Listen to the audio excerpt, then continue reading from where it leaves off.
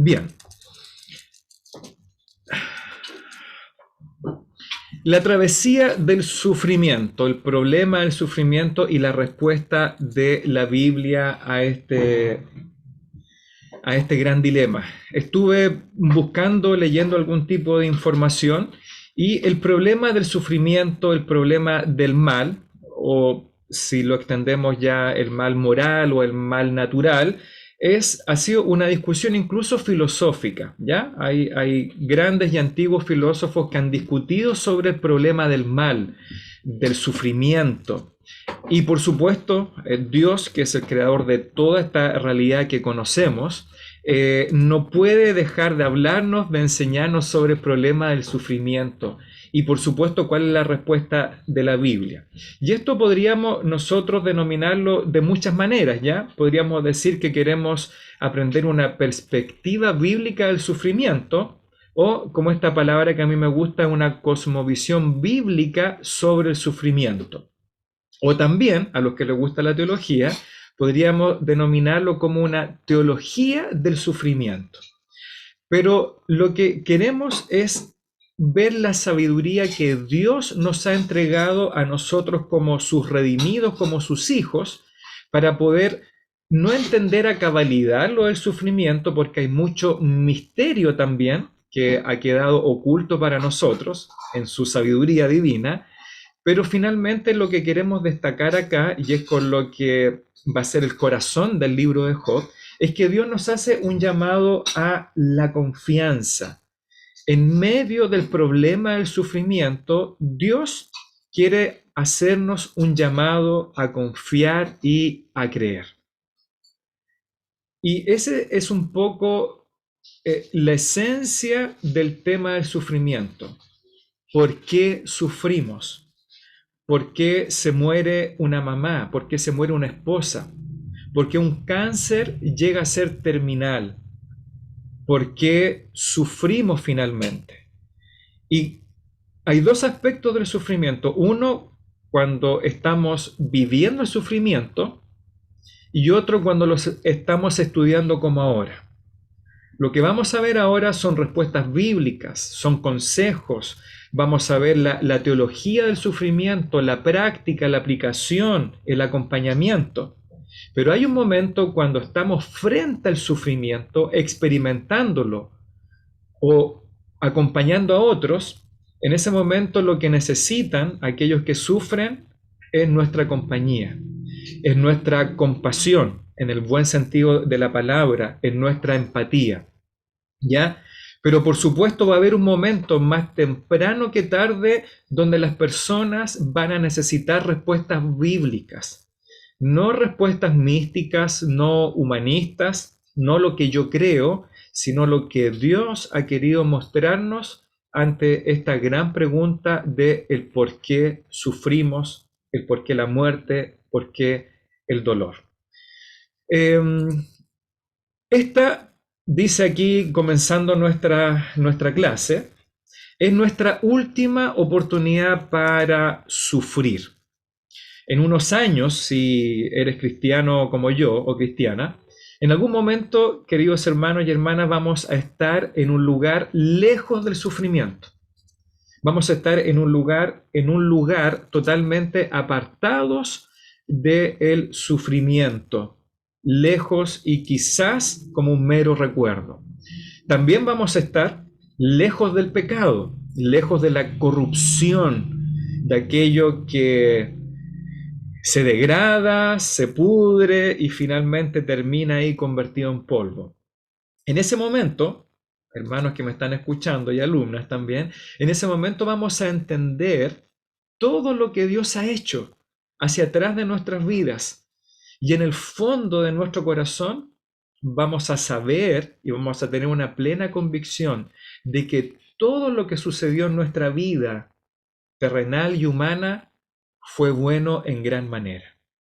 Yo sé que ahora, en medio del dolor, de la enfermedad, del sufrimiento, del daño, de las consecuencias negativas, que no entendemos ahora, en este lugar, lejos del sufrimiento, del pecado y de la corrupción, vamos a por por fin entender que todo lo que nos sucedió tenía un propósito y era bueno para nosotros.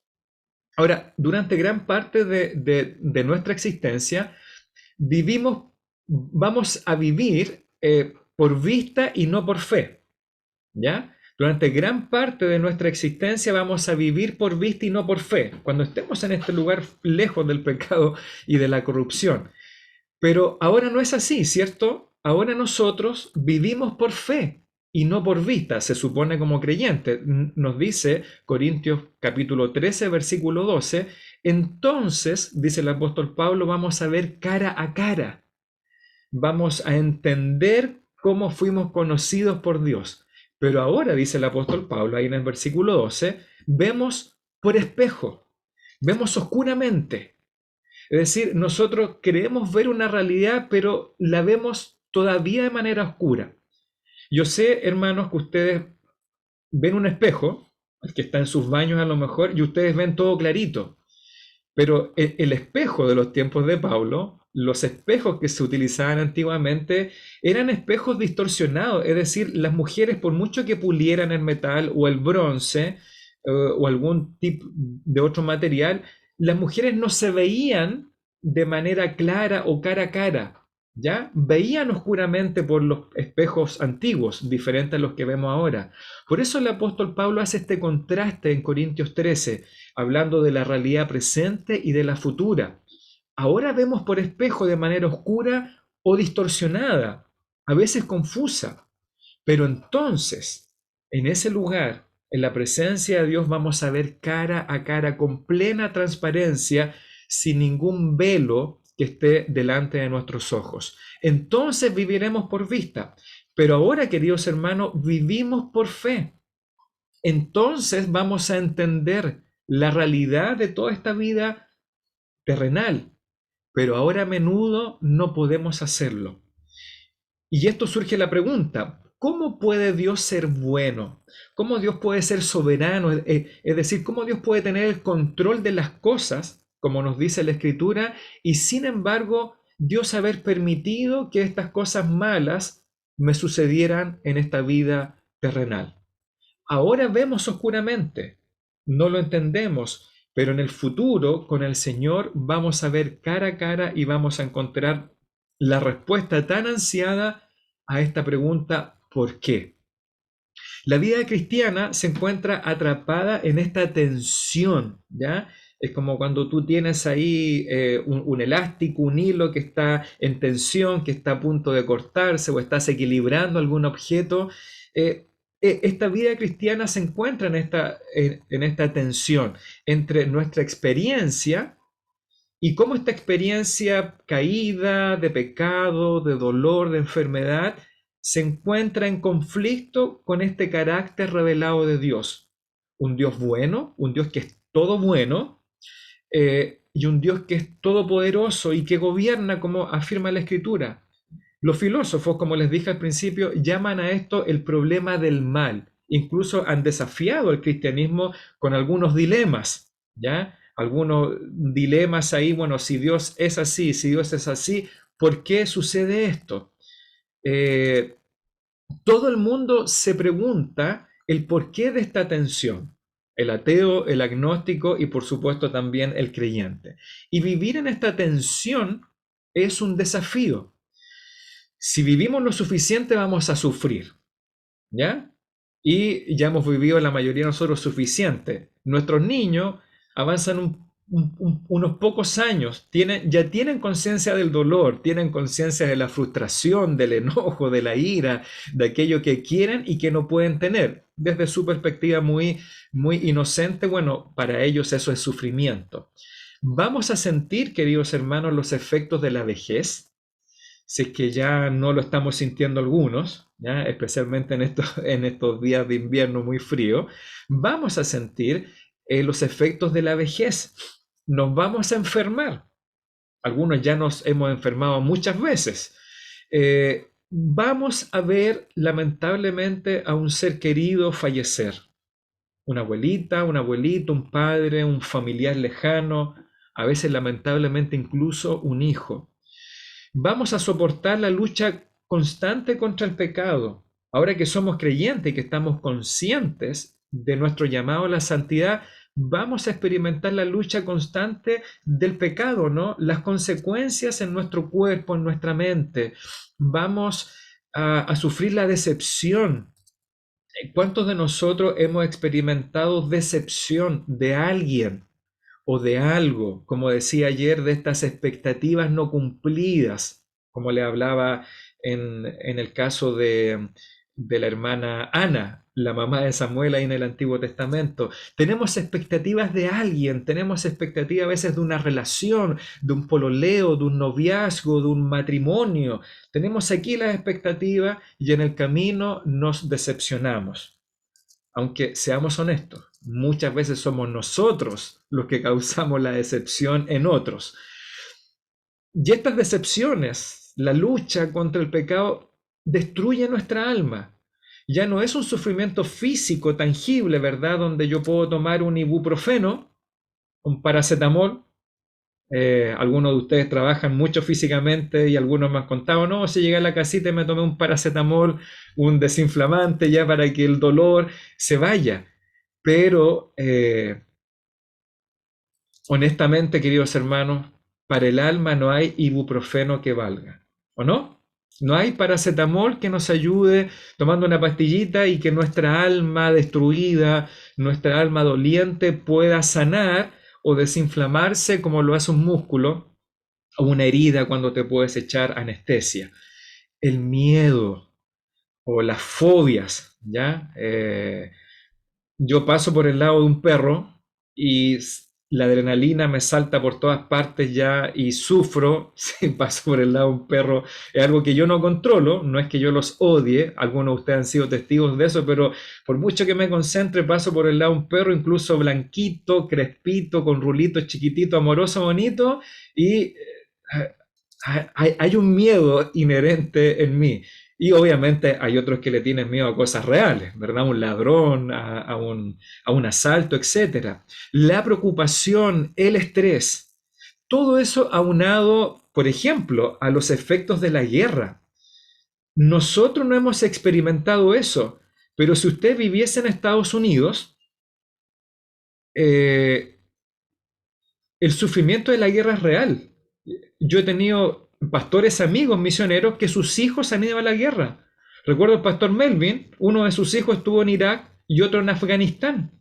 Eso que parece tan... la guerra, ¿qué es lo que es la guerra? Bueno, para muchos padres en Estados Unidos han perdido sus hijos en estas guerras que ellos tienen en muchos lugares del mundo, ¿verdad? Han muerto miles y miles de soldados jóvenes de 18, 19, 20 años por una mina antipersonal, incluso a veces por lo que se llama el fuego amigo. Así que no es solo la realidad chilena la que sufre, sino también otras realidades sufren los efectos de la guerra, del racismo, del desempleo, de la pobreza, el abuso. ¿Cuántas, cuántas personas hemos conocido que han sido abusadas? No solamente por personas extrañas, sino a veces por personas muy cercanas, han sufrido el abuso de todo tipo. A veces hay creyentes que han sufrido abuso espiritual en iglesias del pasado. ¿Cómo puede ser que un pastor abuse de hermanos de la iglesia en un sentido espiritual? Otras veces hay abuso sexual. Todas las huellas que eso puede dejar en un niño, en una niña. Gobiernos corruptos, la persecución de los creyentes. Así que, hermanos, la idea del sufrimiento, y me faltan experiencias para poder decirle, pero yo espero que con estas ya haya entrado en el tema, la idea del sufrimiento parece suficiente para quebrantar la fe de cualquier creyente, ¿no? A mí me ha pasado, como pastor, a veces uno está al tanto de la intimidad, de amigos, de familiares, de hermanos en la fe, y a veces hay realidades de sufrimiento que son capaces, podrían ser capaces de derrumbar aún la fe más grande de un hermano, de una hermana, de un pastor, de un siervo de Dios. yo hice el ejercicio como de sintetizar en este pequeño listado, si usted quiere anotarlo ya, sufrimiento natural, lo que sufren las personas con un terremoto, con un huracán, con un aluvión.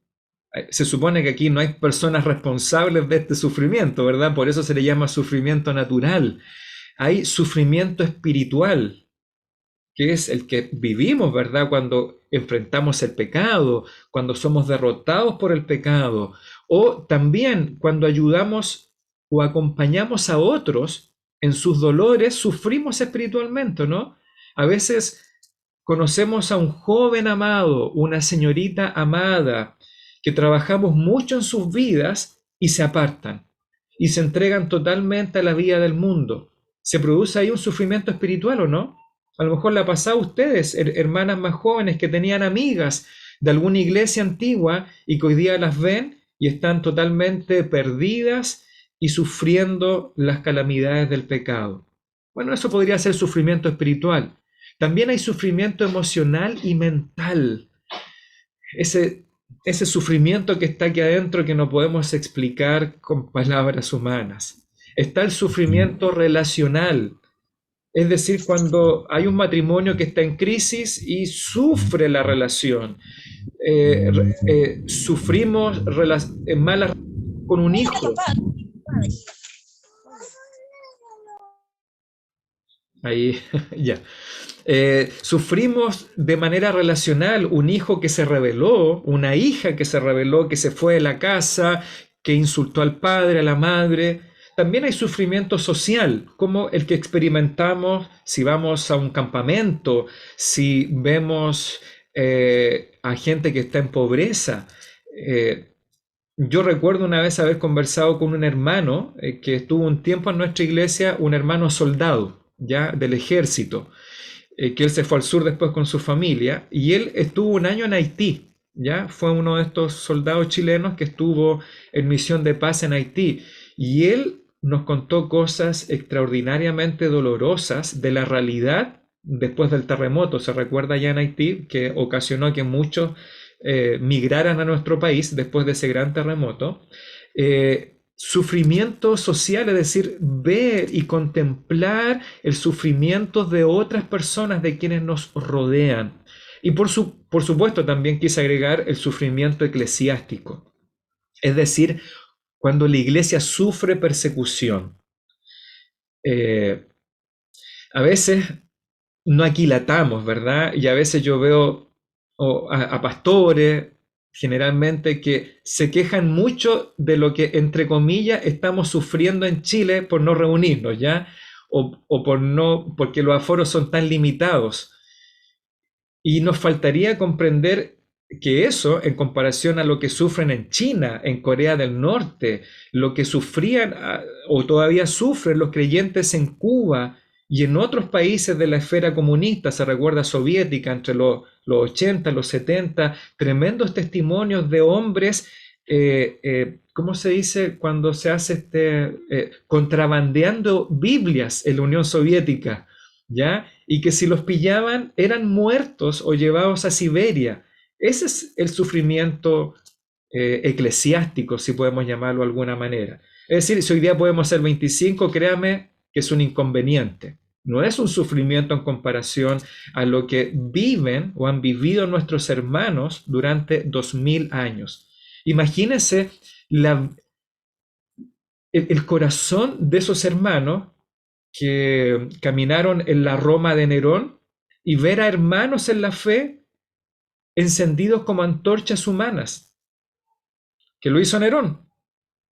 Imagínense lo que sería para mí ver, no sé, al hermano Claudio, ¿ya? Que aquí lo estoy viendo, o a mi hermano Ariel, yo que los conocí y verlos ahí encendidos como antorcha. Puede llegar a magnificar ese dolor, bueno, el sufrimiento de los que están ahí.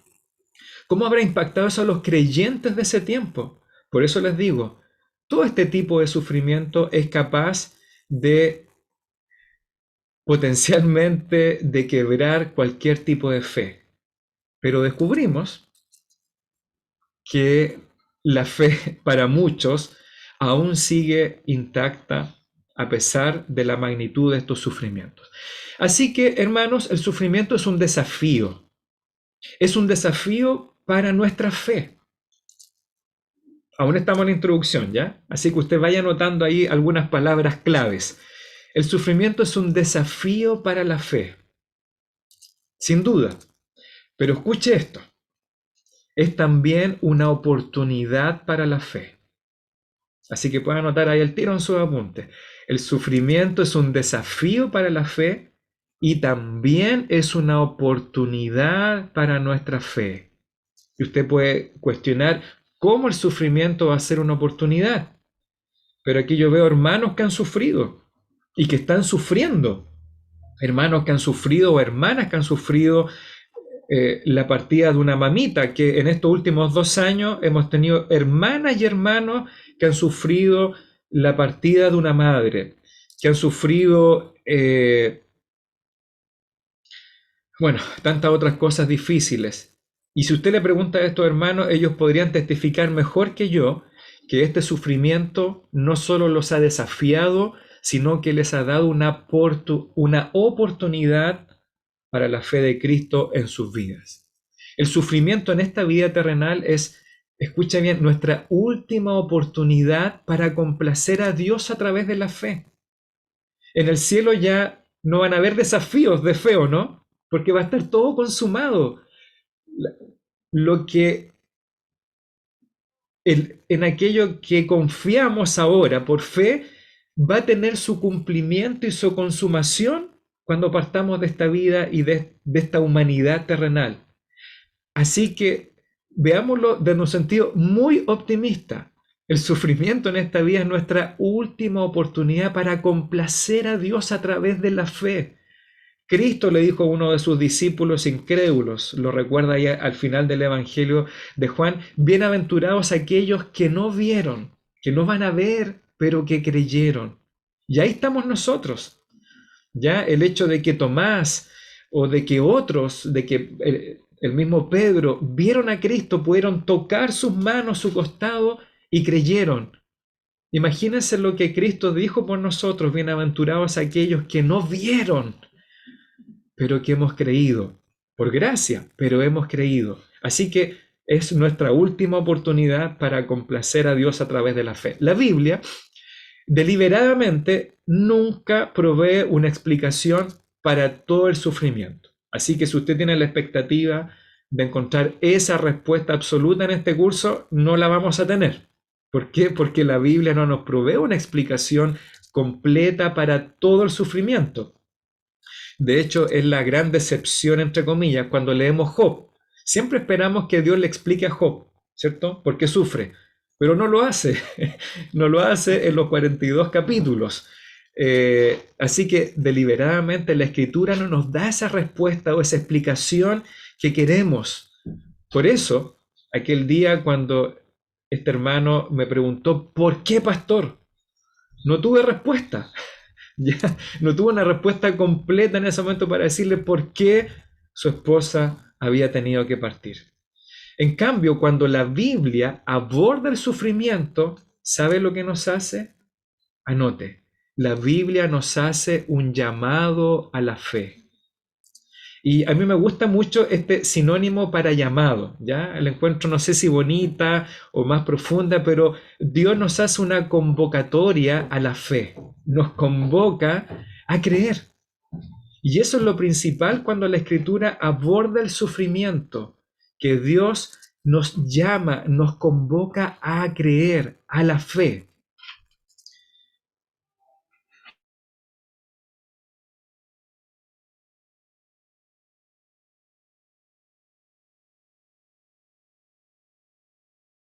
Ya, me estoy quedando sin batería, así que ahí le pedí ayuda a mi esposa. Ya, nos hace un llamado a la fe, pero no es una fe ciega que confía solamente así, sin argumentos o sin evidencia, ¿ya? La fe a la cual nos llama el Señor es una fe fundamentada en la evidencia de la obra de Dios en este mundo. Y eso es lo que vamos a ir viendo durante este curso. Dios nos llama a una fe no ciega, sino a una fe fundamentada en la evidencia de cómo Dios ha obrado y está obrando en este mundo y en nuestras vidas. Y se nos viene a la mente, por ejemplo, José, cuando José le dice a sus hermanos por qué él sufrió. ¿Cuál fue el propósito de su sufrimiento a manos de sus hermanos? O como cuando Dios le dice al apóstol Pablo en Romanos capítulo 8, que los que amamos a Dios, todas las cosas cooperan para nuestro bien. Esa es la evidencia que queremos compartir en esta clase. Esa clase de fe es el objetivo de esta clase de no sé cuántas semanas vamos a tener. Pero recuerda, antes de terminar la introducción, recuerda, esta vida, hermanos y hermanas, esta vida es tu última oportunidad para vivir por fe. Y es tu última oportunidad para usar las pruebas que Dios pone en tu camino para demostrar no cuán grande es tu fe, sino cuán grande es Él, como nos gusta cantar los días domingos.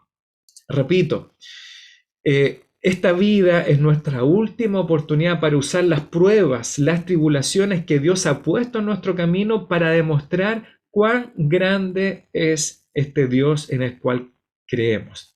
Así que, hermanos, oremos juntos para que Dios use esta clase con ese fin, crear y acrecentar la fe en Él.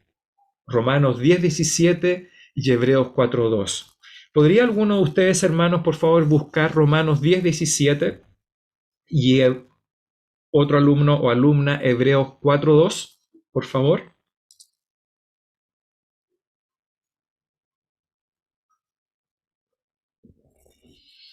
¿Quién me ayuda? Son muy cortos. Así que la fe, ah, Adelante. así que la fe es por el oír y el oír por la palabra de Dios. ¿Lo puedes repetir otra vez, Carla, por favor? Sí. Así que la fe es por el oír y el oír por la palabra de Dios. Muy bien, gracias, Carla. Entonces, la fe bíblica es una fe que tiene su fundamento en la misma palabra de Dios. Ese es el propósito de esta clase. Y Hebreos 4:2, por favor. ¿Quién lo tiene? Hebreos Aquí lo 4:2. tengo, aquí lo tengo, pastor. Hermano Francisco, adelante. Porque también a nosotros se nos ha anunciado la buena nueva como a ellos, pero no les aprovechó el oír la palabra por no ir acompañada de fe en los que la oyeron. Muy bien. ¿Lo puedes repetir otra vez, Francisco, para todos nosotros? Encantado. Porque también a nosotros se nos ha anunciado la buena nueva como a ellos, pero no les aprovechó oír la palabra por no ir acompañada de fe en los que la oyeron. Muy bien, gracias hermano Francisco y hermana Carla. Ahí tenemos estos dos textos y como tantos otros que nos hablan de este tipo de fe. Y esa debe ser nuestra oración, que para todos los que vamos a participar en estos meses, que esta clase pueda cumplir con ese fin, el que Dios nos llame a la fe, a creer en medio de nuestro sufrimiento, crear y aumentar nuestra fe en el Señor. Mientras escuchamos en sus promesas que nosotros como iglesia también podemos sufrir por causa de su gloria. Esta clase no tiene el propósito de tranquilizarnos y decirles a ustedes que no vamos a sufrir, porque si yo hiciera eso, sería un falso maestro. Así que mientras nuestra fe crece, con la ayuda de la Escritura, también vamos a seguir escuchando en sus promesas que nosotros, como discípulos de Cristo, vamos a sufrir por causa de su gloria. Así dice el apóstol Pedro, creo que está ahí en la hojita que les mandé, Pedro 4:12, que es una carta que habla del sufrimiento. ¿Ya? Pedro habla del sufrimiento. Dice, amados, no os sorprendáis del fuego de prueba que os ha sobrevenido, como si alguna cosa extraña os aconteciese. ¿Qué le dice el apóstol Pedro a los expatriados, a los creyentes de la diáspora o de la dispersión? Ya como introduce ahí su primera carta, ¿qué les dice? Hermanos, no se sorprendan y las frases que ocupa. No se sorprendan del fuego de prueba que ha venido a sus vidas, como si esto fuera extraño. Parece que el apóstol Pedro le recuerda a sus oyentes que la prueba o el fuego de la prueba era algo prometido por el Señor Jesucristo para quienes le seguían. Y probablemente usted recordará ese texto, ¿no? Si alguno quiere venir en pos de mí, ¿qué es lo que dijo Cristo? Acuéstese en su hamaca, váyase a una isla del Caribe. ¿Qué es lo que dice Cristo? Si alguno quiere venir en pos de mí, tome Tome su cruz. muy bien y sígame. Tome su cruz y sígame. ¿Y de qué es símbolo la cruz? Justamente de sufrimiento y de muerte a nuestra propia vida. Así que nos sorprenderemos del sufrimiento si no estamos preparados. Nos sorprenderemos de la prueba si no estamos preparados. Y esta clase justamente tiene su humilde propósito también, el de que podamos estar preparados para cuando nos toque sufrir, para no estar justamente preguntando el por qué, sino para qué o qué quiere, Señor, que yo haga.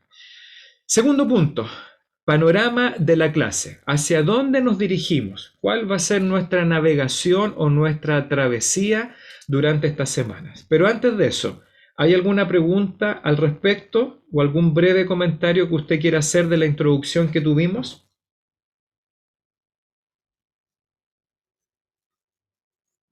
Vanessa.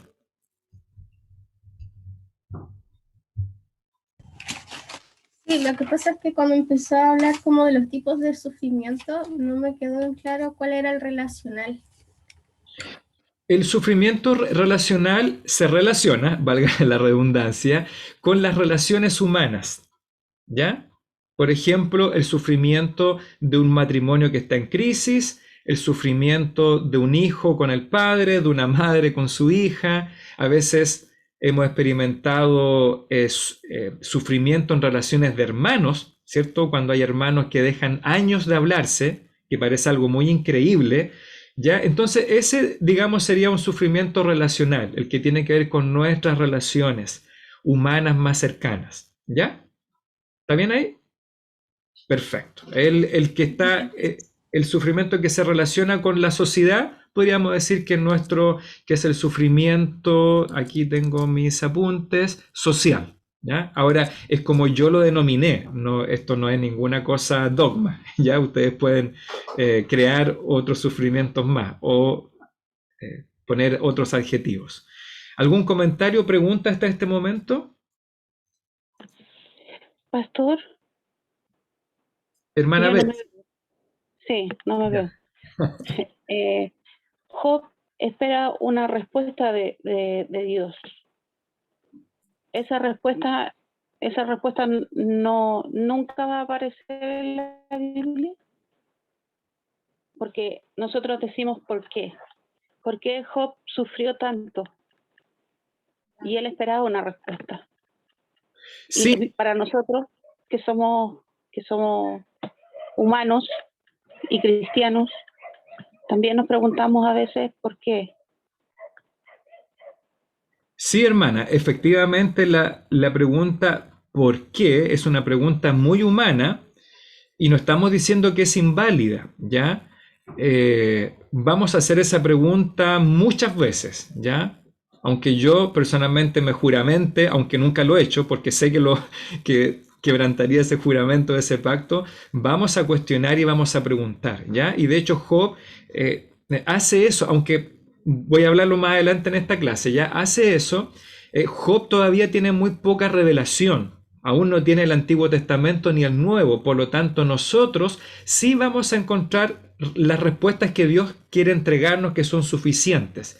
Pero Job, según lo que se cree en términos generales, Job, el hombre Job, él vivió mucho antes de que aún se entregara la ley. Es un patriarca muy antiguo, ¿ya? Por lo tanto, Job tiene muy poca revelación escritural a diferencia de nosotros. Job ni siquiera al parecer tenía la ley de Moisés. ni el Pentateuco a su disposición para leer y entender la naturaleza de Dios. Por eso Dios le habla y da respuestas, pero también preguntas del mismo Dios a Job, y ahí las vamos a ir descubriendo.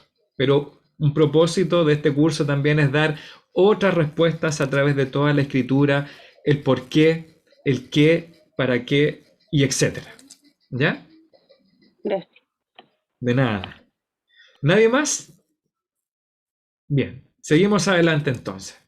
Ahí marque en su hojita panorama de la clase hacia dónde nos dirigimos, ¿ya? Así que ahora les voy a compartir yo otro papelito que les voy a mandar, que es el cronograma, que es un poquito más específico que lo que publiqué con colores verdes y con un poquito más de diseño, ¿ya? Este es el cronograma, este es el viaje, la travesía del sufrimiento. Se supone que van a ser 12 clases. No sé si cada una va a ser un día lunes o alguna en dos, ¿ya? Pero esta va a ser la travesía que usted la está viendo ahí, el título en azul y el subtítulo ahí en letra roja. ¿Cómo haremos esto? ¿Ya? Así que observen ese cronograma que yo se los voy a mandar al grupo de WhatsApp para que usted lo imprima o lo tenga en su celular, en su computador. Las semanas 1 al 4, si usted la puede ver ahí, o clase 1 al 4, establecen un marco bíblico para el sufrimiento. ¿Usted ha visto cuando los árbitros hacen esto? Ese es el VAR. ¿Ah? El VAR ese que en la Olimpiada lo pedían los voleibolistas. Qué bonito el voleibol, ¿cierto? El voleibol es súper rápido, dinámico, mucho más entretenido que ver fútbol chileno por lo menos, ¿verdad? Lento, que se caen, se tiran, engañan al árbitro. El voleibol pedían ahí el marco. Lo que está dentro de ese marquito se supone que es lo que vamos a estudiar, ¿ya? Así que estas 4 clases van a marcar este marco bíblico para el sufrimiento. Por ejemplo, el problema del sufrimiento, su respuesta, clase 2, los propósitos revelados de Dios para el sufrimiento. Es decir, Dios tiene propósitos para el sufrimiento en nuestras vidas. ¿Qué significa esto? ¿Cómo Dios puede usar el sufrimiento para nuestro bien y para su gloria? Que esto es algo que yo les he mencionado bastante a las hermanas cuando estaba enseñando los días martes. ¿Ya? Yo recuerdo, no sé ustedes, pero en algún momento mi esposa Lorena habló y yo también de esto, cómo Dios está escribiendo la historia de nuestras vidas, como si fuera un libro, como si su vida, hermana y hermano, fuera un poema que Dios está escribiendo. Bueno, este poema, esta historia que Dios está escribiendo tiene un propósito para nuestro bien y por supuesto para la gloria de Dios. Eso va marcando el marco teológico del sufrimiento. Número 3, el futuro del sufrimiento, la importancia del cielo, y esta palabra que no nos gusta mucho, el infierno en el sufrimiento de un cristiano. ¿Qué importa el cielo? ¿Importa el infierno, la condenación eterna en el sufrimiento de un cristiano? Vamos a verlo. Y número 4, clase 4, el dolor de Dios por el sufrimiento.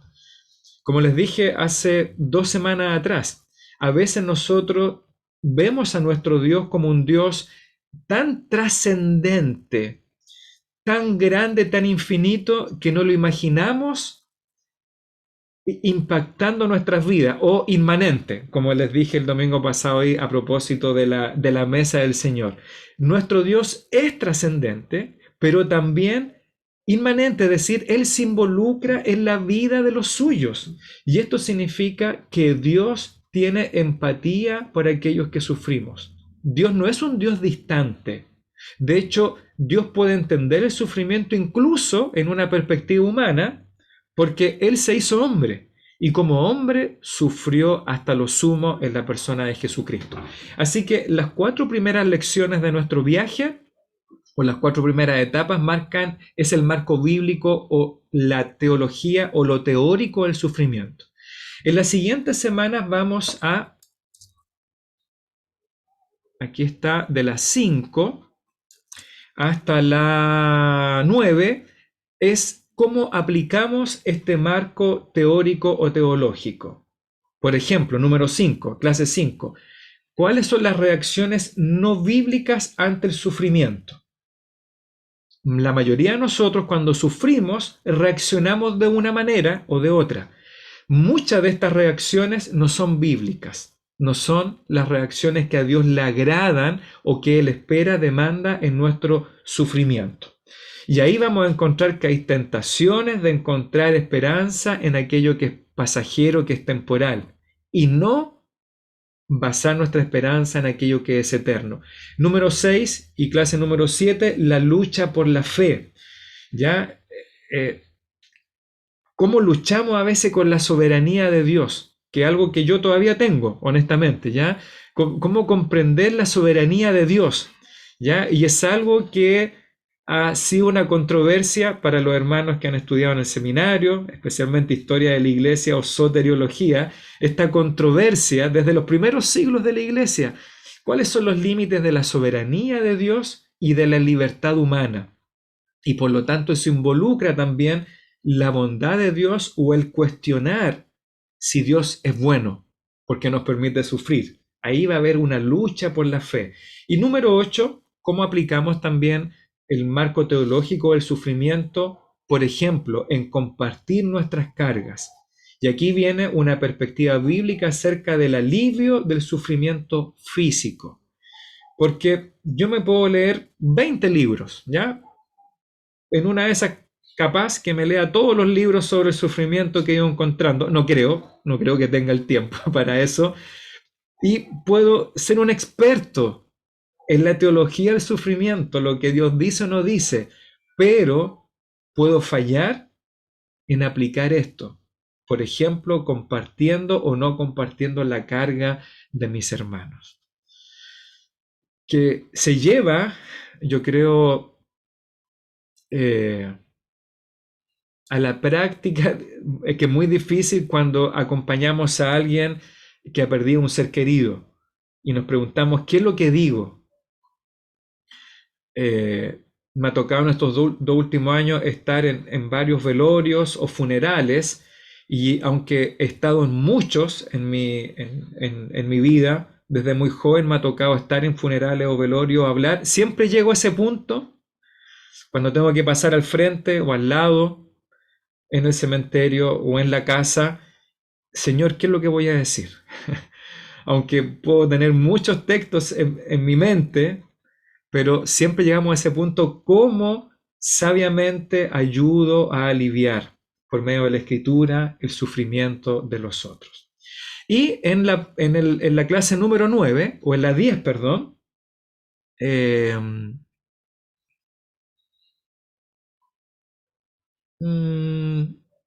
aquí parece que hay una desaveniencia, ¿ya? Porque aquí veo que el sufrimiento como testimonio es la clase 9, pero así que le voy a hacer caso aquí a mí, a lo que compartí. La clase 9 habla sobre el sufrimiento como testimonio, y efectivamente, hermanos, aquellos que sufren o que están sufriendo constantemente, como algunos de ustedes, ¿verdad? Tienen a un ser querido con una enfermedad crónica. No necesariamente una enfermedad que lleve a la muerte o terminal, pero sí crónica. Estas enfermedades autoinmunes o que están constantemente sufriendo a lo mejor un problema en su mente, etc. ¿Puede ser nuestro sufrimiento un testimonio para la gloria de Dios? Y espero que esto sea muy maravilloso, ¿verdad? Que pueda ser muy revelador para nosotros. ¿Puede mi sufrimiento, que no entiendo ni puedo explicar, un testimonio para que Dios sea glorificado? Yo creo que ahí puede haber una muy buena respuesta de la Escritura, ¿ya? Y finalmente aquí tenemos ya la clase 11 y la clase 12, algunas aplicaciones finales ya de la teología del sufrimiento. Y creo que en sus apuntes está ahí 1 de Pedro 2:12, dice el apóstol Pedro nuevamente, en esta carta del sufrimiento, dice, manteniendo buena vuestra manera de vivir entre los gentiles, para que en lo que murmuran de ustedes como de malhechores, glorifiquen a Dios en el día de la visitación. Aunque no vamos a estudiar ahora la exégesis de este versículo, pero yo creo que lo entendemos, ¿o no? debemos mantener nuestra manera cristiana de vivir de tal manera que Dios sea glorificado y que incluso pueda ser glorificado aún en los labios de aquellos que están en contra del Evangelio. ¿Entiende lo que dice Pedro? Es decir, que nuestro sufrimiento puede ser un testimonio que glorifique a Dios. Así que en este panorama, ¿hacia dónde nos dirigimos? ¿Cuál es nuestro fin con esta clase? Es ver este marco teológico, este marco doctrinal del sufrimiento y llevarlo a la práctica, a la aplicación en nuestras vidas, en las vidas de otros, para que Dios sea glorificado aún en nuestro sufrimiento inexplicable. Un cristiano, escucha esta pregunta, un cristiano sufriendo dentro del control de un Dios soberano, deseando vivir de tal manera que glorifique la excelencia de ese mismo Dios, es como muy extraño, ¿verdad? Es como estamos pidiendo algo extremo. Nosotros como creyentes, sufriendo dentro de un Dios que tiene todo bajo control, y más encima ese Dios nos pide que suframos de tal manera que Él sea exaltado o glorificado. Bueno, eso que parece inexplicable, extremo, es el milagro que la fe produce. Por eso Dios nos llama a creer y a confiar en Él, aún dentro de esta tensión de un Dios bueno y que tiene el control y de sus hijos sufriendo a veces de manera misteriosa o inexplicable. Ese es el milagro de la fe. Y créame que tenemos ilustraciones vivas, y yo creo que incluso entre nosotros como iglesia, de hermanos y hermanas que yo he visto sufrir, que yo he visto en los momentos más difíciles del sufrimiento, y yo he visto cómo ellos, por medio de su fe, han glorificado a Dios. Yo he visto a hermanas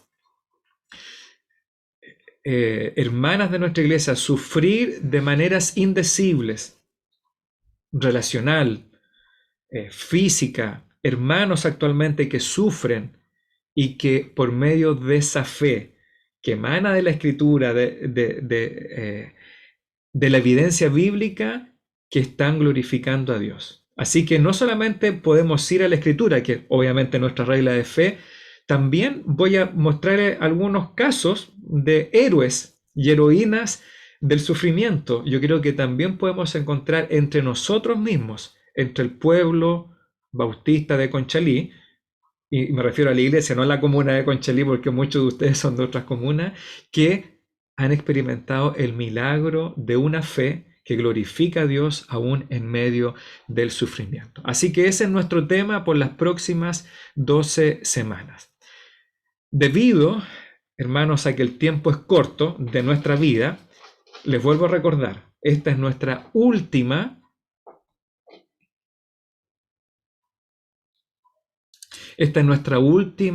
oportunidad para glorificar a Dios en tu sufrimiento, para que acumulemos tesoros en el cielo y no en la tierra, para que acumulemos tesoros en el cielo que durarán para toda la eternidad.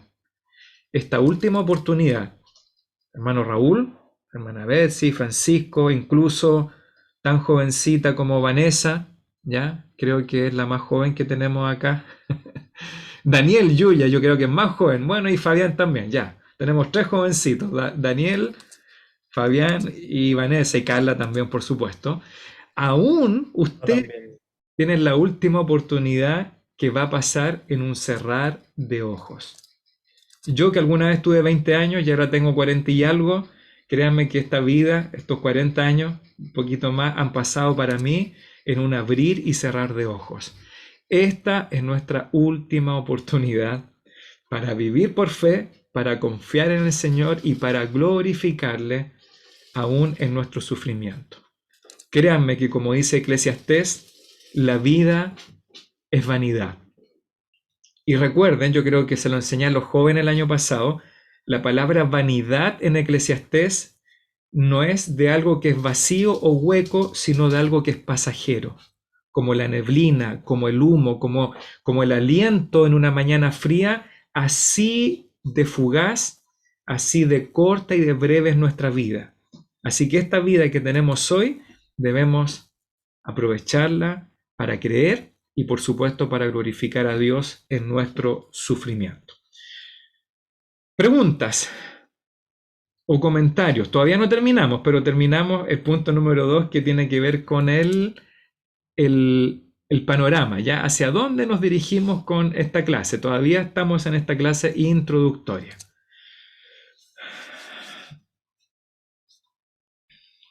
No sé si alguien tiene alguna pregunta o comentario muy breve. Ahí Claudio aportó Isaías 53, ya los sufrimientos del siervo de Jehová, que probablemente era a la referencia de cómo Dios también entiende el sufrimiento, ¿ya? En este caso de su hijo. Bueno, hermano Raúl. Sí, pastor, ya que vamos a hablar del sufrimiento, ¿Dios actúa para todos igual o podríamos decir que para unos más, otros menos?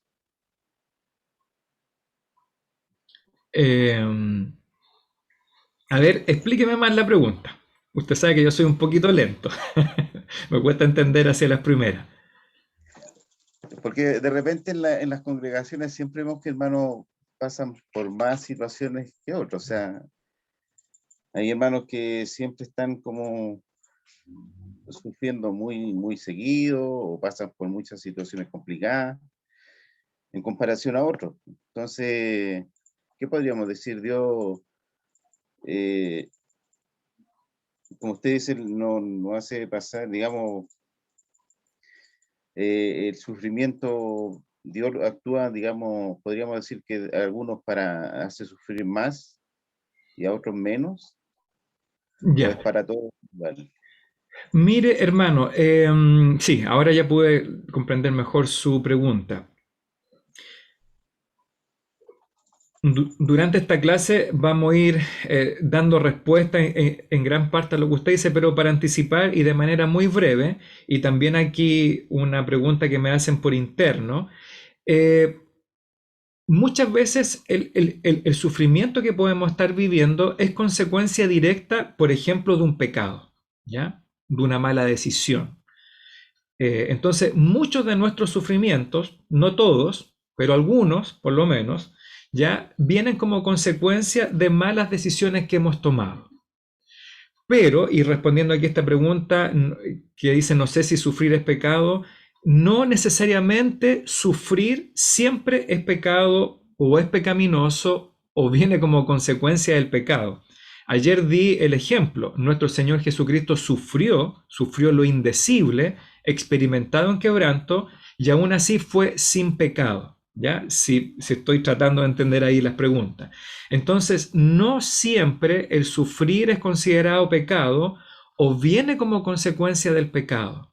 ¿Ya? A veces a hombres buenos les suceden cosas malas. ¿Ya? Y cuando me refiero a hombres buenos, no necesariamente personas perfectas, ¿ya? O intachables, sino a hombres buenos les suceden cosas malas. Creo que alguien lo dijo alguna vez, no sé si algún creyente o algún filósofo, ya son frases que se vienen a la mente. Entonces, el mejor ejemplo es nuestro Señor Jesucristo. Él sufrió, pero, aunque sufrió por consecuencia del pecado nuestro, pero no fue pecador. Así que yo creo que respondiendo a lo suyo y a lo de aquí, de esta pregunta, no siempre sufrir es pecado, ¿ya? Y efectivamente Dios actúa de maneras diferentes, hermano Raúl, en nuestras vidas, ¿ya? Por eso que es un misterio y por eso que no podemos asignar a cada sufrimiento humano, decirles, como los amigos de Job, tú pecaste y por eso estás sufriendo, ¿ya? Aunque eso lo vamos a hablar en más detalle en otras clases. Así que realmente es un misterio cómo Dios obra en la vida de cada uno de nosotros. A veces hay personas que fueron, ayer leí una frase en un libro, que tienen literalmente la vocación, un llamado de Dios al sufrimiento, ¿ya? Que uno incluso desde la perspectiva no lo entiende. Y a mí me ha tocado, ¿por qué? Por ejemplo, a la hermana tanto le ha tocado tanto sufrir. Cuando yo la veo y es tan, no perfecta, pero es tan benigna. O a veces un hermano, un pastor conocido, buenos hombres de Dios, tremendos siervos que yo no les llego ni a la uña chica en cuanto a santidad, a entrega, y sin embargo le ha tocado sufrir tanto. Bueno, el Señor es soberano, Él tiene el control, y sin duda ellos están acumulando mucho más tesoros eternos que yo, que no me ha tocado sufrir tanto, ¿ya? Entonces sí, Dios tiene maneras diferentes de obrar, y también ahí podríamos preguntarnos si todos los sufrimientos son, digamos, la voluntad de Dios activa, es decir, yo le pongo este sufrimiento, o muchas veces estamos sufriendo porque tomamos malas decisiones, ¿verdad? Porque nos equivocamos. Por ejemplo, se me viene rápidamente cuando uno es soltero y se enamora, entre comillas, de una niña o de una señorita o de un joven, y la mamá le dice, no, no te conviene, ¿verdad? O el papá le dice, no, no es creyente, mira el tipo de vida que tiene, y tomó la decisión de no seguir el consejo del padre o de la madre, o a veces del pastor, y justamente los padres tenían razón. No los padres, sino la escritura, ¿verdad? Cuando nos unimos en yugo desigual. ¿Y qué es lo que viene como consecuencia? Para ese joven o señorita, el sufrimiento. ¿Se fija o no? Aunque dentro de su soberanía también Dios lo ha permitido. ¿Ya? Y bueno, sí, hermano, pueden hacer todas las preguntas que quieran, ¿ya? Ahí yo veré si me extiendo, si no me extiendo en las preguntas. Ya, tengo preguntas muy buenas. Voy a seguir aquí adelante por lo menos con el punto número 3, ¿ya? El origen del sufrimiento. ¿Sí? Consuelo. ¿Puedo dejar una pregunta? Pero, perdón, que justo iba a continuar usted. Sí, no, adelante. Es una clase, no hay problema. Sí, me gusta el tema del curso, pero yo esperaba otro tema cuando usted planteó que íbamos a continuar el semestre siguiente. Esperaba un tema más parecido o al anterior, como de doctrina bíblica, y me sorprendió porque este tema me gusta mucho por un libro de John Piper que se llama El sufrimiento y la soberanía de Dios. Y creo que se lo comento harto a Francisco, y lo había conversado incluso con Carla hace poquito respecto de un pasaje de Efesios. Habla de que el sufrimiento, bueno, también este libro toma ese pasaje de Efesios que dice que lo que nosotros vivimos es para la alabanza de la gloria de la gracia de Dios. Entonces podemos usar el sufrimiento para alabar a Dios. Y cuando usted planteó este tema, me quedó la duda de por qué lo había elegido. Entonces no sé si me puede responder ahora o durante el transcurso, pero lo dejo con la inquietud, porque es mi inquietud, se la planteo. Y me gustaría saber el por qué eligió el tema. Eso. Muy bien, gracias Consuelo ahí. Bueno, el por qué algo misterioso. El por qué algo misterioso. Sí, yo creo que tiene que haber aquí, obviamente, Dios obrando, ¿ya? No es que Él me dijo en un sueño o en una revelación. De verdad que tenía muchas opciones, ¿ya? Y cuando uno tiene tantas opciones para elegir, de verdad es abrumador, ¿ya? Pero, no sé, sentí la necesidad o tuve la convicción de que el sufrimiento es algo que ha estado muy presente en nosotros, especialmente por las circunstancias que vivimos, ¿ya? Así que, de hecho, desde el año pasado que he tratado de compartir con ustedes, con las hermanas, cuando me toca los días martes, historias de mujeres que sufren de alguna manera, ¿verdad? De hecho, el año pasado entramos con Ruth, con Noemí, con esta amargura, la viudez, ¿te recuerdas o no, Consuelo? El sufrimiento de perder al esposo, de perder a los hijos. Entonces, a lo mejor hasta de una manera que yo no me he dado cuenta, no he sido consciente, Dios tal vez nos ha estado llevando a estos temas que yo creo que son doctrinales, ¿ya? Y también muy prácticos para la vida de nuestra iglesia, ¿ya? Así que lo que vamos a ver, de hecho, Consuelo, lo que tú tocas ahí en el libro de John Piper, o sea, estudiar la soberanía de Dios es un tema profundamente doctrinal, ¿verdad?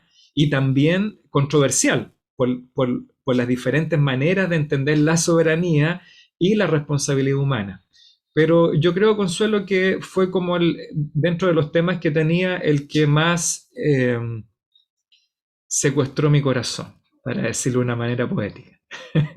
Me secuestró ahí y no pude salir de ese tema. Así que espero ahí responder tu pregunta. Gracias por el ánimo también ahí, por las expectativas, Consuelo. Hermano Claudio. Hola, pastor. ¿Me escucha bien? Sí, te escucho. Sí, mire, me tomo un poco de las palabras, pastor. De tiempo atrás escuchaba a J.F. MacArthur, o bien el doctor Adrián Roger. Uno de los dos citó lo siguiente, que Dios no es ningún aguafiestas cósmicos. O sea, Él no ha dejado, obviamente, su palabra para que nosotros la obedezcamos. En ningún momento Dios nos limita, pero sí, obviamente, nos deja el instructivo, su palabra para obedecer, pastor. Y yo quería dar un poco mi testimonio personal, que cuando uno hace las cosas, como se canta ahí My Way, a mi manera, obviamente todo resulta mal. Todo resulta mal y viene, lamentablemente, quiera uno no quiera, yo a mis 40 y tantos años, vienen las consecuencias.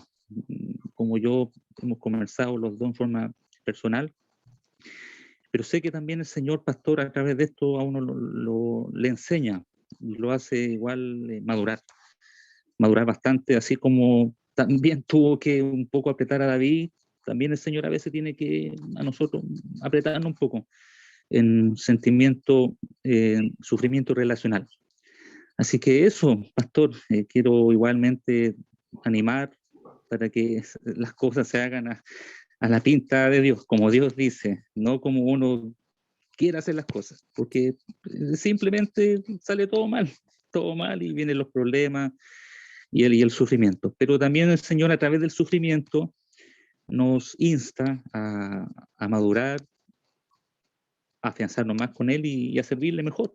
Así que eso, pastor, en lo personal, igual como mencionaba la hermana Consuelo, quedé como para adentro cuando mandó el instructivo y cuando igualmente ayer de la predicación usted puso el tema de que hay que hacer las cosas como Dios dice, no en la forma de uno, como uno quiera hacer. Así que eso, pastor, bendiciones y sigamos con el curso. Bien, muchas gracias, Claudio, por tu testimonio, breve, ¿verdad? Tu experiencia ahí y yo creo que todos tenemos esa experiencia, hermano Claudio, no eres único en que hemos hecho las cosas a nuestra manera, ¿ya? Y hemos experimentado el dolor y las consecuencias por no escuchar a Dios, ¿ya? Así que todos yo creo que entendemos ese aspecto del sufrimiento. Y bueno, a propósito ahí de la pregunta de Consuelo, que me sigue ahí como dando vueltas ya, yo creo que es algo también, hermanos, lo que tenemos que estar capacitados, ¿ya? Tenemos que tener la capacidad de poder, como dice el apóstol Pablo ahí, no sé si en su primera o segunda carta a los Corintios, que así como hemos sido consolados nosotros, muchas veces en nuestra aflicción también somos llamados a consolar a otros, ¿ya? Dentro de este misterio del sufrimiento. Por ejemplo, no sé, yo pienso en mi hermano Francisco, con quien hemos estado más cerca los días viernes con los varones, ¿verdad? Con el grupito ahí muy pequeñito, que él ha pedido oración por su fibromialgia.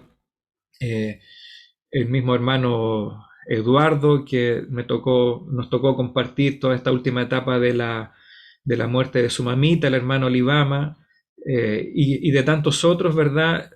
A veces sentirnos como incapaces de cómo llevarles consuelo a los hermanos que sufren, ¿ya? No tenemos las herramientas, y las herramientas existen.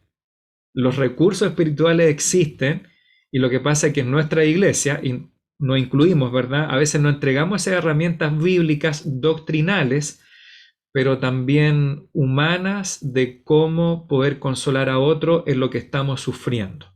Así que dentro de este misterio del sufrimiento también permite a algunos sufrir de maneras que Dios los capacita, si son obedientes y son fieles, de poder llevar a otros también el consuelo que ellos han experimentado en sus vidas, ¿verdad? Por ejemplo, pienso eh, de, de hermanos o hermanas que han sufrido el abandono, ese tremendo sufrimiento relacional que lo han llevado para la gloria de Dios, cómo ellos de esa manera pueden también llevar consuelo e instrucción a otros en el dolor que están sufriendo.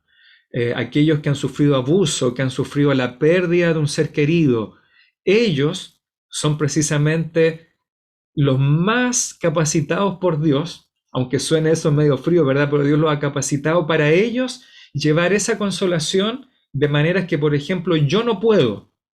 ¿Por qué? Porque a lo mejor no he vivido el dolor que ustedes viven, o no he experimentado el quebranto físico que ustedes viven, o la pérdida de un hijo, o de un trabajo, no sé, lo que se nos pueda venir a la mente. Yo creo que debemos tener esa instrucción bíblica para poder llevar también consuelo, esperanza y fe a aquellos que están sufriendo a la semejanza de ustedes. ¿Ya? Aquí Carla compartió el texto que yo no recordaba, es segunda carta a los Corintios, capítulo 1, ¿ya?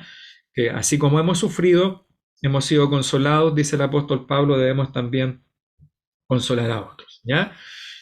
Bien, ya no vamos a alcanzar a ver todo lo de la clase hoy día, pero si es necesario, lo hacemos en 2 semestres, ¿cierto? Tenemos tema para el próximo año. El origen del sufrimiento. El origen del sufrimiento. Y yo creo que aquí ya la mayoría ya puede tener respuesta a esto, ¿no? Hay hermanos y hermanas muy bien instruidos bíblicamente. Aquí hay una respuesta básica al sufrimiento. ¿Cómo lidiamos con el sufrimiento, específicamente el sufrimiento no merecido, en un universo gobernado soberanamente por un Dios misericordioso? Estas preguntas tan largas son medias difíciles, ¿ya? A veces, si no las tenemos escritas. Bueno, es como preguntaba la hermana Betsy, y también yo decía en mi testimonio al principio, viene esta pregunta, ¿por qué? Y claro, generalmente yo en los velorios o en los funerales, y muchos de ustedes me han acompañado varias veces, yo respondo, ¿por qué la gente muere? Y lo han escuchado, ¿no? Bueno, la respuesta muy básica es por el pecado, ¿ya? Es decir, la muerte es consecuencia del pecado. Y a veces no es un pecado en particular, es decir, no es que este murió o aquella persona murió porque pecó de tal manera, sino que hay una respuesta universal al problema del sufrimiento y de todo lo que trae como consecuencia, que es el pecado. Así que comenzaremos con el origen bíblico del sufrimiento y luego daremos un vistazo rápido a aquellos lugares en la Escritura donde se aborda este problema con más claridad. Así que este es nuestro esquema, el origen y la respuesta, ¿ya? Por lo menos hoy día vamos a estar viendo el origen y vamos a ver la respuesta la próxima semana. Insisto, de manera muy general, porque hay libros enteros que hablan de esto y no podríamos abarcar todo lo necesario. ¿De dónde viene el sufrimiento? ¿A dónde creen ustedes que deberíamos ir para responder de dónde viene el sufrimiento? ¿Alguien tiene el libro, incluso el capítulo? Hermana, Génesis 3, ¿qué dijo? Génesis 3, ya. ¿Todos comparten eso? ¿Sí? Ya, perfecto, muy bien, Cecilia. Yo sé que varios ya estaban pensando de esta manera. Bueno, para todas las cosas, hermano, para todo tipo de preguntas, de cuestionamientos, de temas teológicos, siempre debemos ir al inicio de la Biblia. ¿Se recuerda que cuando a Cristo incluso lo cuestionan sobre el matrimonio, ¿a dónde los lleva los fariseos? Mateo 19 los lleva al principio, al origen de todas las cosas. Incluso cuando lo cuestionaron sobre lo lícito del divorcio, ¿a dónde los llevó? A Génesis capítulo 1, capítulo 2 y capítulo 3. Miren, si ustedes van a Génesis, a los 2 primeros capítulos, hay una frase que se repite como el estribillo de una canción. ¿Cuál puede ser esta frase que se repite en Génesis 1 y 2? Como el estribillo de una canción. ¿Y vio Dios que era bueno? ¿No? Perfecto, muy bien, hermano Francisco. Y vio Dios que era bueno. Génesis 1:4, versículos 10, 12, 18, 21, 25, 31, Génesis 2:9, 12, 17, 18. Así que literalmente es un estribillo en los primeros 2 capítulos. Y vio Dios que era bueno, y a veces dice que era bueno en gran manera. Génesis 1 y 2. No hay pecado, si ustedes se dieron cuenta, no hay pecado, no hay sufrimiento, no hay muerte. Era todo el ideal que debía ser. Pero, ¿qué es lo que sucedió con 2 personajes? Hermana Evelyn, ahí que la he visto varias veces, pero está muy lejos del celular. ¿Qué es lo que sucedió con 2 personajes del principio? Que desobedecieran al mandato de Dios. Muy bien, hermana Evelyn. Adán y Eva desobedecen a Dios. Y si usted estaba en nuestras clases de los matrimonios, cuando teníamos antes reunión de matrimonios presencial, inmediatamente ellos experimentan el dolor, la vergüenza, el miedo y el sufrimiento, ¿cierto? Y creo que también lo he dicho en algunos domingos por ahí, ¿ya? Ellos experimentan, después de su desobediencia, experimentan dolor, experimentan separación, experimentan vergüenza, incluso contradicción entre ellos y finalmente un juicio, ¿ya? Ahora, insisto, con esto, cuando hablamos de estos principios, estamos hablando de manera general, ¿ya? Otra vez insisto, para que no me malinterpreten, ya no nos confundamos. Después, en el transcurso de la Escritura tenemos más revelación de Dios, por lo tanto, ahora vemos el sufrimiento, el dolor de manera general, pero vamos a entender después que no todo dolor o no todo sufrimiento es en sí pecaminoso, ¿ya? Pero en el principio sucede esto. Ellos, Adán y Eva, habían conocido una libre comunión con Dios, era una relación perfecta, aunque no hay muchos detalles, pero vemos que Dios conversa con Adán. Están juntos ahí en un maravilloso jardín que era el lugar que ellos debían, ¿se recuerdan, varones? Cuidar y cultivar, cuidar y labrar. Pero ahora se esconden de él y están en mutuo desacuerdo. Es decir, Adán echa la culpa, Eva están en discordia. Sufrimiento, contradicción, miedo, temor, vergüenza. Y miren lo que dice aquí Génesis 3, 16 al 19. No sé quién me ayuda a leer, por favor, para que no se escuche todo el rato mi voz. Génesis capítulo 3, versos 16 al 19.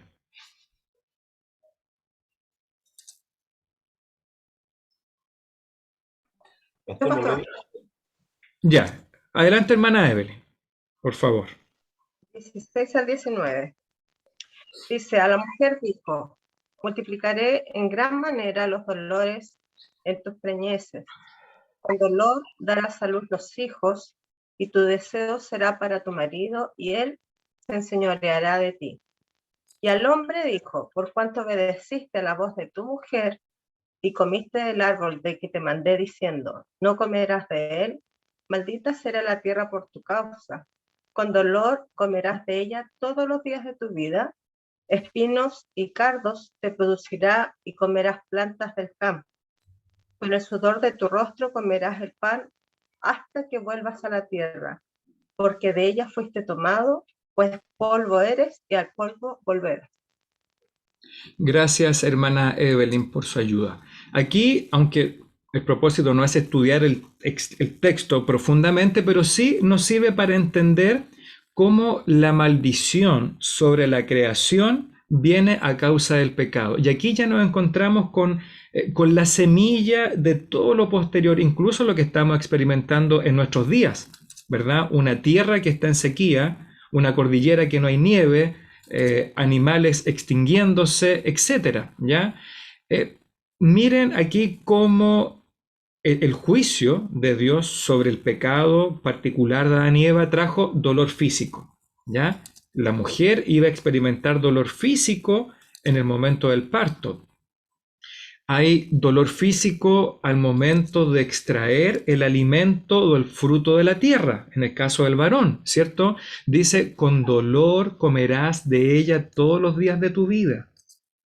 Antes no era así, pero ahora es así. Hay dolor físico para el hombre, para la mujer, hay dolor emocional y relacional, como les respondí en algún momento. Dios anticipa este conflicto matrimonial por las edades, lo que algunos han denominado, muchos autores le llaman coloquialmente la guerra de los sexos. Es decir, el hombre tratando de tener señorío ilícito, porque aquí Dios no está hablando del orden que Dios quiere para el matrimonio, no, es el hombre tratando de tener este dominio ilícito y al mismo tiempo la mujer, en respuesta, tratando de tener este señorío o dominio ilícito sobre el varón. Así que hay dolor físico, emocional, relacional, incluso el juicio maldijo la tierra, los animales que Dios había puesto bajo su gobierno y bajo su jurisdicción. La rebelión contra Dios introdujo el dolor y el sufrimiento en la historia humana. ¿Ya? Estoy hablando en un sentido general. Y ya para Génesis 5, es decir, un par de capítulos después, Adán está muerto. Y de hecho lo anticipa, ¿verdad? Del polvo eres y al polvo volverás. Es decir, Dios ya está anticipando incluso el sufrimiento de la muerte. Adán está muerto en Génesis 5 y nos encontramos, así como usted lo dijo, hermano Francisco, y vio Dios que era bueno. ¿Saben cuál es el estribillo del capítulo 5 de Génesis? Se lo he dicho en algunas reuniones, mensajes. Murió, murió y murió. ¿Cierto? En la genealogía que nos dice, Adán vivió tantos años, murió, etcétera, ¿verdad? Todos estos patriarcas, todos estos hombres, generación tras generación. Uno se pregunta, ¿por qué estas repeticiones? ¿Cierto? Porque Dios tiene un propósito. De hecho, lo estudiamos, el hermano Francisco estuvo en esa conferencia del pastor Bill Sheffield, que vino de Estados Unidos, que va a volver ahora el hermano Pedro a dar esta conferencia, un seminario sobre los principios en Génesis, y ahí nos damos cuenta cómo cada generación termina cumpliendo la consecuencia del pecado de Adán y Eva. Murió, murió y murió. Cada uno de ellos, a excepción de un patriarca, ¿verdad?, que caminó con el Señor y fue trasladado a su gloria. Así que desde Génesis 5 vemos que la muerte continúa venciendo sobre la vida humana. No obstante, hermanos, la Biblia no termina allí. ¿A dónde usted cree que la revelación nos lleva? ¿A qué libro ahora? Apocalipsis. Apocalipsis 21. Ahora, un hermano, una hermana que no haya leído, que me ayude a leer Apocalipsis 21, por favor. Mientras lo busca en su Biblia, yo lo voy a compartir en pantalla. Apocalipsis 21, versos 1 al 4. Yo lo voy a compartir acá para que lo lean o al frente. Ya. ¿Quién me ayuda a leer? Yo, pastor. Hermana 21 del Cecilia. 1 al 4. Sí, Ya. del 1 al 4. Ya. Vi un cielo nuevo y una tierra nueva, porque el primer cielo y la primera tierra pasaron y el mar ya no existía más.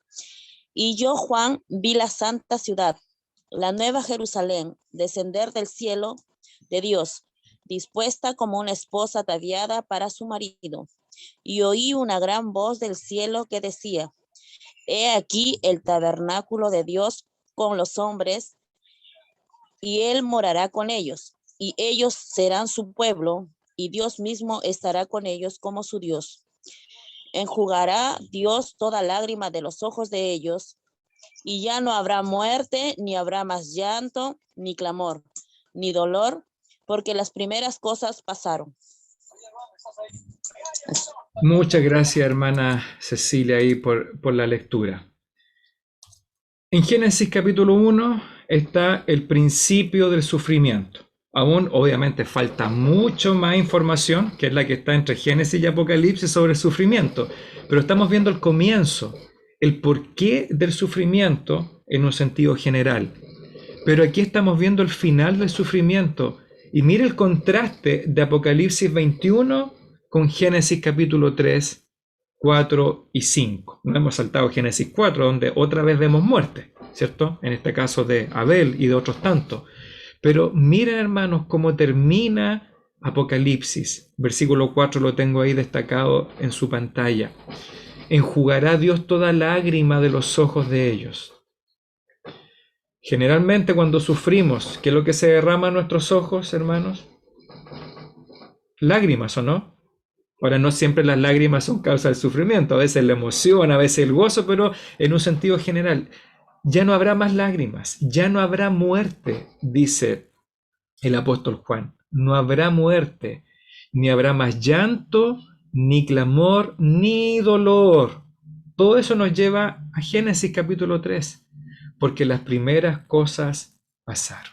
Yo encuentro maravilloso la unidad, la integridad de la Escritura cuando la vemos así como una teología, ¿cierto? Como un panorama. Este es el fin del sufrimiento, hermanos. Hay esperanza para ti y para mí cuando sufrimos.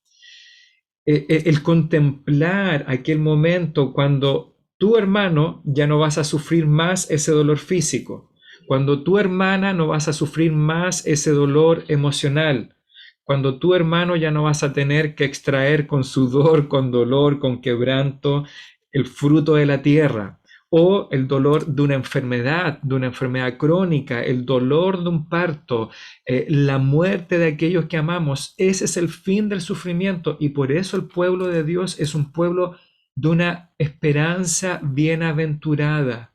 Y eso, aunque me estoy anticipando a otras lecciones, pero eso es un recurso espiritual para los que sufren. Es el fin del pecado, porque en el cielo nuevo y en la tierra nueva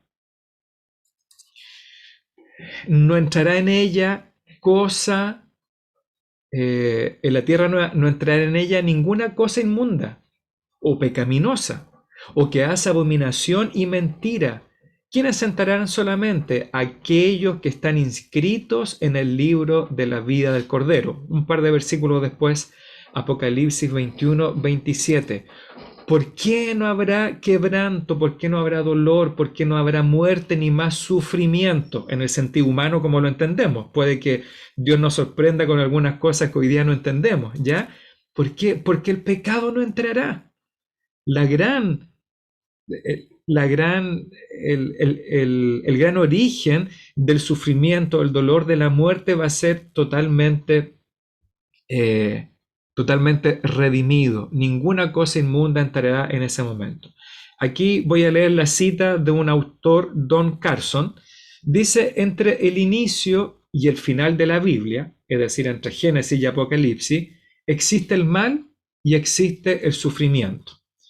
Pero el punto que debe observarse es que desde la perspectiva de esta gran historia de la Biblia, ambos están profundamente relacionados, el mal y el sufrimiento. El mal es la causa primitiva del sufrimiento. La rebelión es la raíz del dolor. El pecado es el origen de la muerte. ¿Ya? Incluso cuando decimos que a las personas buenas les ocurren cosas malas, como Job, como el mismo Señor Jesucristo y como tantos otros que podemos conocer, aunque ellos no pecaron de manera particular, sí el sufrimiento es consecuencia del mal en su origen. De hecho, Cristo, aunque no pecó, sufrió y murió. ¿Por qué? Por nuestros pecados, ¿verdad? Por el pecado del mundo.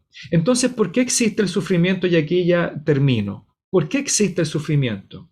El origen del sufrimiento es el pecado, en un sentido general. En ese sentido, todo sufrimiento se debe al pecado. Pero, y esto nos va a dejar la pregunta abierta para la próxima semana, ¿significa esto que cada vez que sufrimos es porque hemos pecado y Dios nos está castigando por ello? Para responder esta pregunta vamos a tener que ir al libro de Job. Lo repito aquí la conclusión. ¿Por qué existe el sufrimiento? El origen del sufrimiento es el pecado. En este sentido, todo sufrimiento se debe al pecado en un sentido general. Pero, y aquí viene un poquito de esperanza para nosotros, ¿significa esto que cada vez que sufrimos es porque hemos pecado? o Dios nos está castigando por ello, y vamos a ver lo que Job enseña acerca del sufrimiento ahí en este capítulo número 4 de sus apuntes. Vamos a descubrir que el sufrimiento es real, hermanos, que es real, es decir, que no es algo que tu mente imagina, porque muchas veces tenemos eso, ¿no?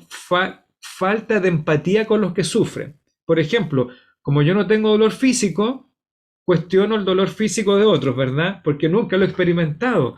O como yo no he sufrido la muerte de un ser querido, entonces yo le digo a otro que sí lo está sufriendo, oye, si no es para tanto, ¿verdad? O sea, un problema tienes. ¿Cómo lloras tanto? ¿Cómo puedes pasar 1 año, 2, 3, 4 años en duelo? Y me pasó en algún momento acompañar a un varón viudo, por lo menos 4 o 5 años de un duelo profundo y doloroso. El sufrimiento es real, hermano. Eso nos enseña el libro de Job. También, como lo dijeron varios de ustedes, Dios es soberano sobre el sufrimiento. Dios gobierna aún en el sufrimiento de los suyos. Y lo vemos también en el libro de Job. Y existe algo así como el sufrimiento inocente, es decir, cuando sufrimos no por una causa directa de algo que yo haya hecho o cometido. También Job nos ilustra eso. Y finalmente el llamado del libro de Job. Nuestro trabajo no es entenderlo todo, sino confiar en el Señor. ¿Ya?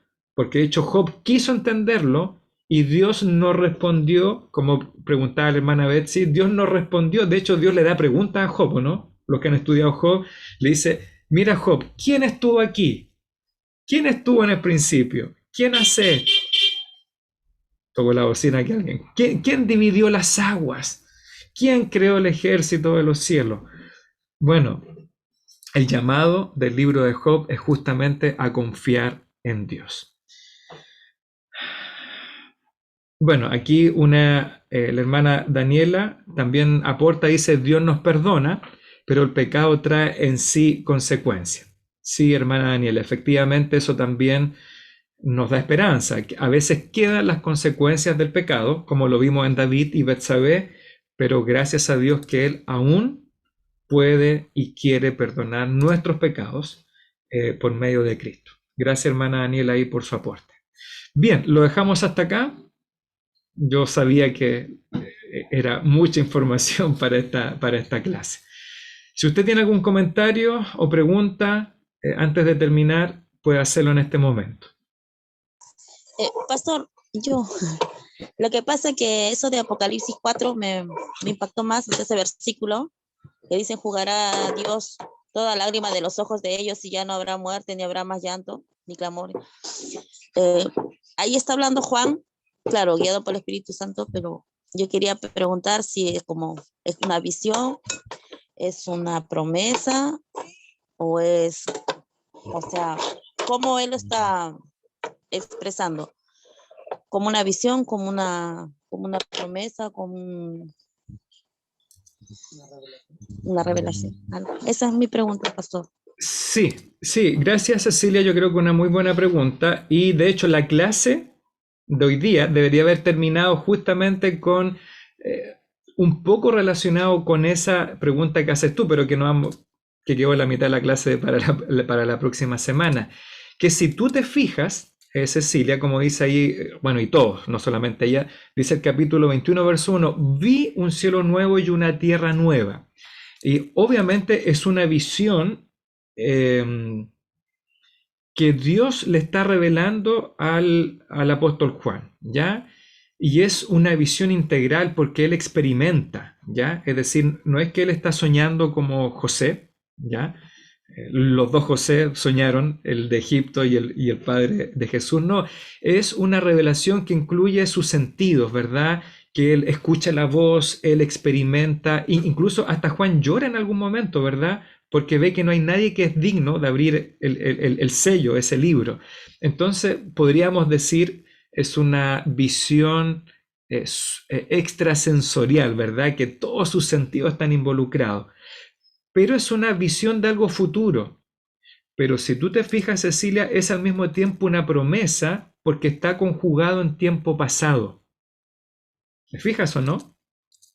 Dice el verso 1, y gran parte de Apocalipsis, vi yo un cielo nuevo y una tierra nueva que aún no existen, porque el primer cielo y la tierra, la primera tierra creadas en Génesis pasaron, pero en los días de Juan todavía no pasa eso. Y 2000 años después todavía vivimos en esa primera tierra y en ese primer cielo. Pero mira cómo lo dice, ya no existía más. Y versículo 4, porque las primeras cosas pasaron. No dice Juan, pasarán. Entonces es un lenguaje muy, como muy contradictorio, pero que es sumamente dramático. Esto que es futuro, que es una revelación, una visión, es también una promesa. Ahora, son mis palabras, Cecilia, ¿ya? Alguien podría tener otra opinión, pero como lo dice en nuestro apunte, en otro texto de Apocalipsis, todo esto es tan cierto y tan seguro, Cecilia, y para todos nosotros, que está conjugado en un tiempo pasado. Es decir, estas cosas pasaron. El cielo y la tierra vieja, o las primeras, ya no existían más. Así que lo tomamos como profecía, Cecilia, pero también lo tomamos como una promesa tan cierta y tan segura de que cuando salgamos de esta tierra, de esta vida humana, tan ciertamente como lo vio Juan, tú y yo vamos a estar en la gloria del Señor, y ten por seguro que ya no habrá más llanto, más clamor, ni más dolor. Qué esperanza para aquellos que sufren literalmente y de manera real el dolor, la pérdida, el quebranto y las lágrimas, en todos los ámbitos. Amén, pastor. Amén. Eso. Gracias. De nada. ¿Nadie más?